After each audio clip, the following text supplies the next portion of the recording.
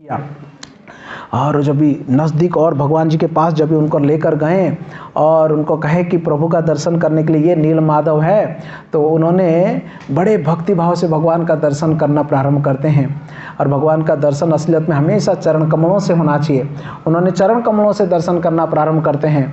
बड़े सुंदर से जो चरण कमल है, जिनकी सेवा में हमेशा लक्ष्मी जी लगी रहती है, जिन चरण कमलों को धोकर आया हुआ पानी को ही गंगा कहा जाता है, जिस चरण कमल को धोकर पानी को ब्रह्मा जी अपने सर पर शिव जी ब्रह्मा जी अपने कमंडल में और शिव जी अपने माथे पर धारण करते हैं, इस प्रकार के चरण कमलों का दर्शन जो विद्यापति हैं अभी कर रहे हैं। उन चरण कमलों का दर्शन करते करते भगवान के पैरों में जो पायल है, जो घुंघरू है, उसका वो दर्शन करते हैं और अत्यंत मंत्रमुग्ध होकर वो दर्शन करते करते फिर भगवान जी की माला का दर्शन करते हैं, जो गले से लेकर चरणों तक जो है वो फैला हुआ है, वैजयंती माला।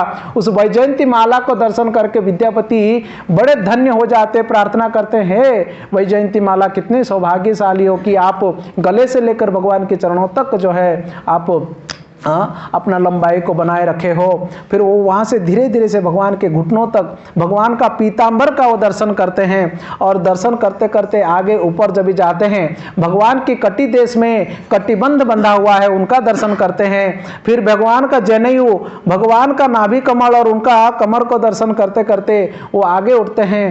तभी भगवान के चतुर्भुज का दर्शन करते हैं, जिसमें शंख चक्र गदा पद्म धारण किए हुए प्रभु। फिर वो वक्षस्थल का दर्शन करते हैं, जहां पर कौस्तुभ मणि लटक रहा है, जो भगवान को शोभा को बढ़ाता है, और साथ साथ में श्रीवत्स है, उस श्रीवत्स चिन्ह को और उस कौस्तुभ मणि को भगवान का दर्शन करके और वो धीरे धीरे से अपने नजर को ऊपर उठाते हैं और उस शंख चक्र गदा पद्म को भी प्रार्थना करते हुए नजर उठाते हुए भगवान के उस त्रिरेखा युक्त कंठ का दर्शन करते हैं। उस कंठ का दर्शन करते करते अंत में वो पहुंचते हैं भगवान का सुंदर सा मुस्कान तक पहुंचते हैं।